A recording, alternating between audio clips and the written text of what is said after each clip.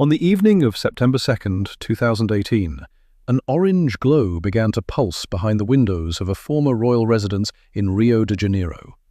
Within hours, flames were tearing through corridors that had once sheltered emperors, scholars, and centuries of accumulated memory. The fire climbed upward through timber beams and along aging walls, collapsing ceilings that had stood since the age of monarchy.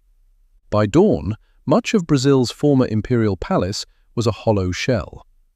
The building began its life far from the chaos that would one day consume it.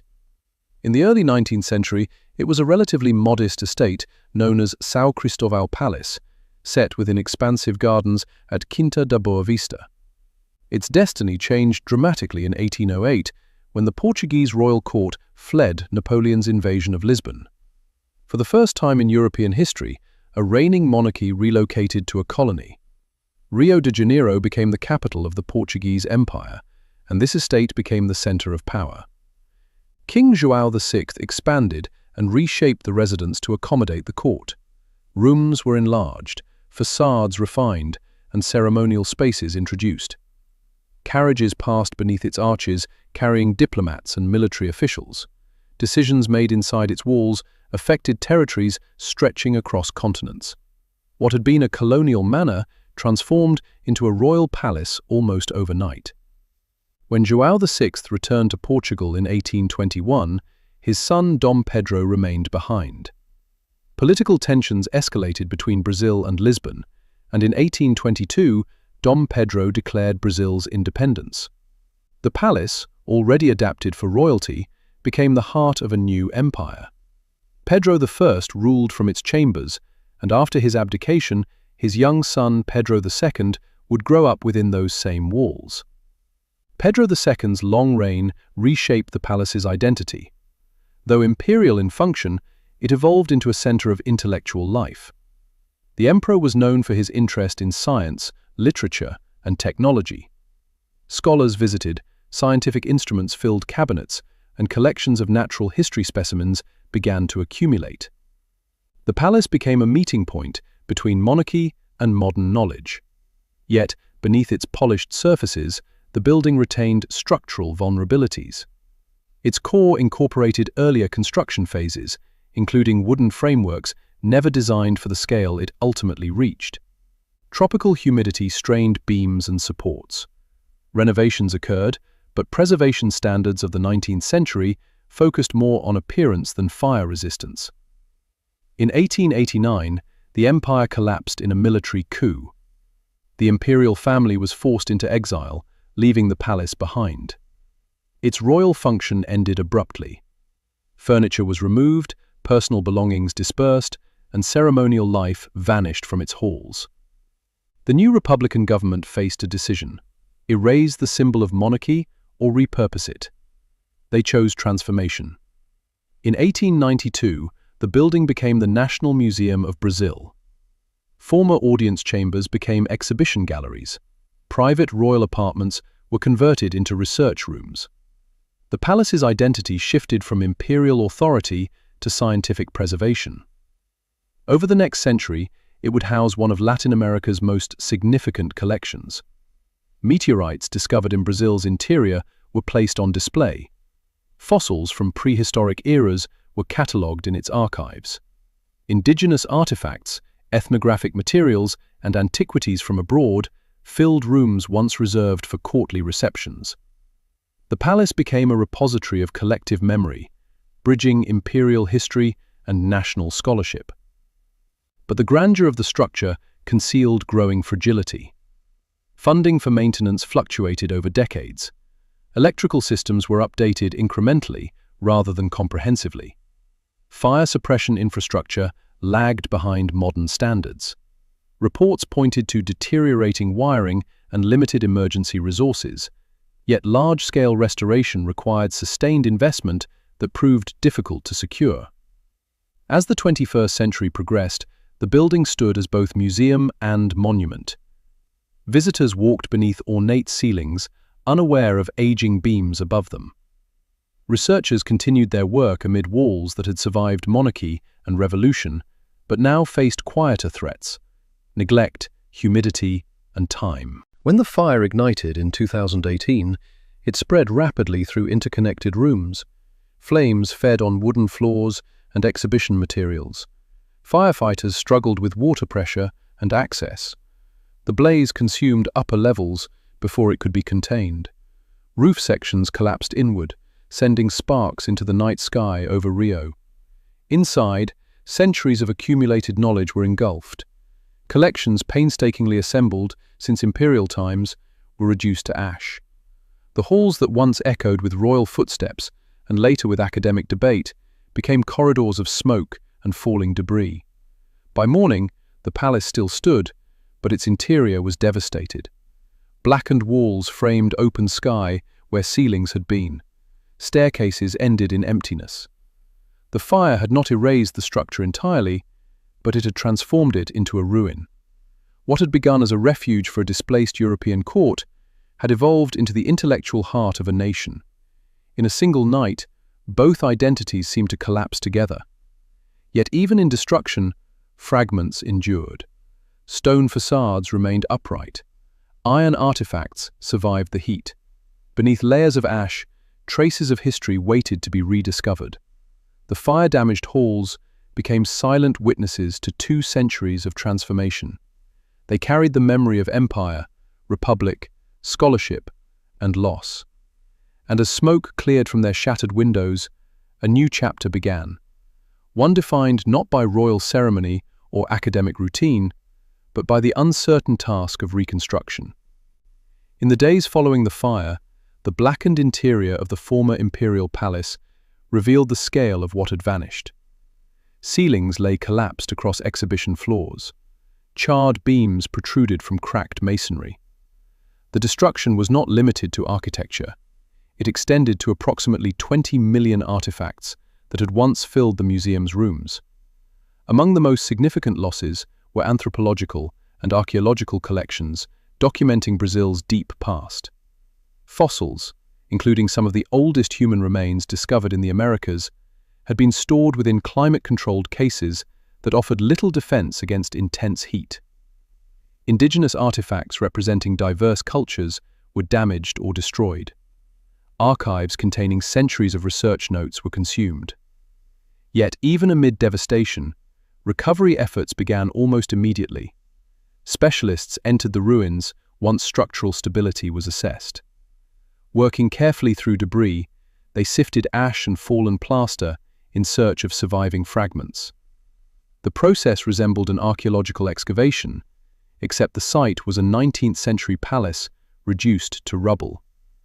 One of the most symbolic survivors was the Bendigo meteorite, a massive iron mass discovered in the Brazilian hinterland in the 18th century. Its resilience under extreme heat offered a stark contrast to the fragility of paper, wood, and bone. Other fragments thought lost were gradually identified beneath collapsed material, including partial remains of key fossils. As investigators examined the cause of the fire, attention turned to infrastructure. Preliminary reports suggested the blaze may have originated in an auditorium's air conditioning system. Electrical faults were considered likely contributors. The building's limited fire suppression capabilities allowed flames to spread rapidly once ignited. The tragedy ignited public debate across Brazil. Questions arose about funding priorities, maintenance oversight, and the vulnerability of cultural institutions. The palace had long been recognized as historically significant, yet chronic budget constraints had delayed comprehensive modernization. The fire transformed those concerns into urgent national discussion. International institutions offered assistance. Universities collaborated to support artifact recovery and conservation. Architects and engineers began drafting reconstruction plans. The challenge was formidable. Restore a structure layered with imperial and republican history while ensuring modern safety standards. Before reconstruction could advance, stabilization was essential. Surviving walls required reinforcement to prevent collapse. Temporary roofing protected interiors from rain. Scaffolding enveloped sections of the facade. Each step demanded precision, balancing preservation with structural necessity. The fire also exposed architectural layers previously hidden. As debris was cleared, earlier construction phases became visible. Portions of the original manor house from the early 1800s emerged beneath later modifications. The destruction, paradoxically, revealed aspects of the building's evolution that had been concealed for generations. Restoration planning required difficult decisions. Should interiors be reconstructed exactly as they appeared before the fire, reflecting the National Museum era? Or should certain imperial features be emphasized, recalling the building's royal origins? Ultimately, a hybrid approach emerged, aiming to respect multiple historical phases while integrating contemporary systems. Modern fire suppression technology, climate control, and reinforced materials would be installed discreetly within restored walls. The goal was not merely to rebuild what had stood before, but to create resilience against future disaster. Engineers analyzed structural weaknesses that had allowed the blaze to spread unchecked. Meanwhile, the palace grounds remained open to the public. Visitors could see the scarred exterior, its windows dark and empty. The building's silhouette still commanded attention against the Rio skyline, but its interior was inaccessible, a labyrinth of scaffolding and exposed brick. The fire-damaged halls, though hidden from general view, became spaces of intense activity. Conservators catalogued recovered fragments. Architects debated reconstruction methods. Archaeologists documented stratified debris layers as if studying ancient ruins. The palace, once a symbol of stability, now embodied vulnerability and determination. Years passed, and reconstruction progressed gradually. Funding allocations were secured in stages. International partnerships provided technical expertise. Each restored wall represented a step toward renewal, yet the memory of loss remained embedded in the project. The palace's transformation from imperial residence to national museum had once symbolized continuity through political change. Now, reconstruction signified continuity through catastrophe. The building's survival was no longer taken for granted. It became a deliberate act of preservation. Within the hidden fire-damaged halls, echoes of past eras converged. Royal footsteps, scholarly debates, and the crackle of flames formed layers of memory. As debris was cleared and new beams installed, the palace began to redefine itself once more, not as untouched monument, but as reconstructed testament to resilience. Rebuilding the former imperial palace is not simply a technical undertaking, it is an act of historical negotiation.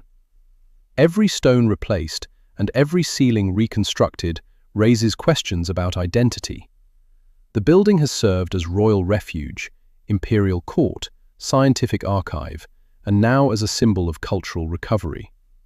Architects overseeing the project faced a central dilemma: how to preserve authenticity while ensuring safety. The 19th century structure was never designed to withstand modern fire standards. Hidden within restored walls, advanced suppression systems and reinforced supports are now being integrated. These additions are largely invisible, allowing historical proportions to remain intact while addressing past vulnerabilities. 4. Exterior facades have been reconstructed using historical documentation, photographs, and architectural surveys. Ornamental details damaged by heat are being replicated carefully. Yet, the goal is not to erase evidence of the fire entirely. Subtle traces of restoration acknowledge the rupture that occurred in 2018. Inside, galleries are being redesigned to accommodate future exhibitions. Climate control systems are embedded to protect artifacts. Electrical networks have been rebuilt from the ground up, eliminating the patchwork wiring that once contributed to risk. The hidden halls that were blackened by smoke are gradually regaining structure and purpose. Archaeological work continues alongside construction. Debris layers have yielded small artifacts overlooked during initial recovery. Each fragment contributes to a more complete understanding of what once filled the museum's rooms. The process blurs boundaries between past and present, as restoration becomes a form of excavation. The palace grounds, with their expansive lawns and mature trees, still evoke the era when royal carriages moved along gravel paths. Visitors walking through Quinta da Boa Vista see scaffolding and cranes, visible signs of renewal. The building's silhouette, though scarred, remains familiar. Public engagement has shifted as well. The fire intensified national awareness of heritage preservation. Educational programs and fundraising initiatives emphasize the importance of protecting cultural institutions. The palace's reconstruction has become a shared project, extending beyond architects and historians to involve society at large. The former imperial residence has survived multiple transformations over 2 centuries. It endured the relocation of a European monarchy, the birth of an independent empire, the fall of that empire, and its conversion into a museum. The fire marked another turning point, but not an ending.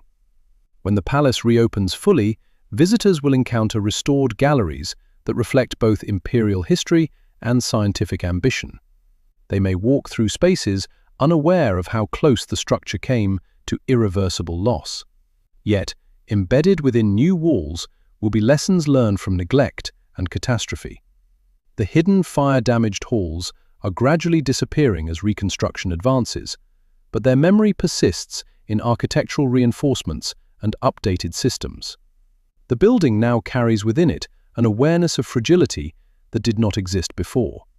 There is a quiet symbolism in the palace's endurance.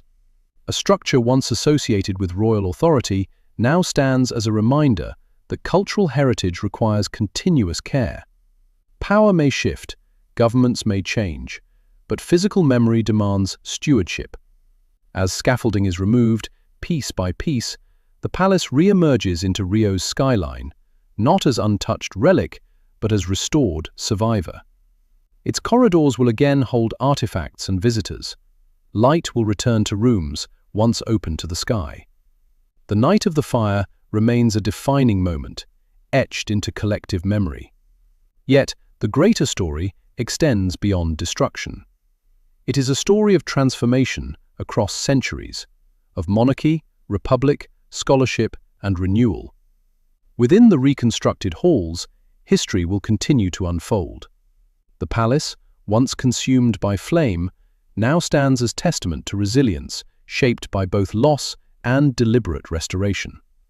And though its walls have been rebuilt, the memory of what occurred inside them lingers quietly, a reminder that even the most monumental structures depend on vigilance to endure.